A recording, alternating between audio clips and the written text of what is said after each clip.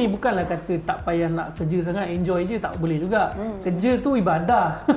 Kau kena kerja, kena usaha cari duit, tapi cuba cari juga macam mana nak reward diri sendiri. Ya, betul. Kan, Setuju. Macam saya, cara saya reward lain sikit lah. Saya banyak pergi healing. Kadang-kadang healing seorang-seorang je. Tak pergi. Saya healing tak mahal pun, RM10 pun saya boleh healing. Betul? Dia sebenarnya kita je kan. Naik motor, minyak motor dalam RM3. RM10 tau. Goreng pisang RM3. Air kelapa RM3. Baki RM1. Okay, dah tu bagi kita dah cukup dah healing dah kan. Healing lah. Betul. Pergi tepi tasik makan seorang-seorang. Kan, tengok orang mancing. Ya, betul. Cukup dah. Tak payahlah nak healing sampai beratus-ratus, beribu-ribu buat apa. Setuju sangat Nick. I mean, Nick bagi idea yang sangat bagus. Satunya betul. Kadang-kadang satu gaji kadang tak memadai kan. Ya, betul. Dengan kita punya kos tinggi, sara hidup memang tinggi. Semua benda lah tinggi orang kata.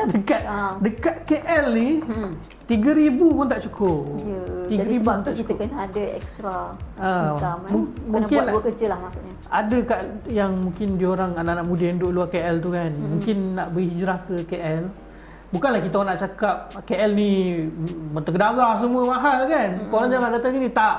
Korang boleh datang sini. Sini banyak peluang pekerjaan. Tapi korang kena tahulah cabaran dia dekat sini macam mana.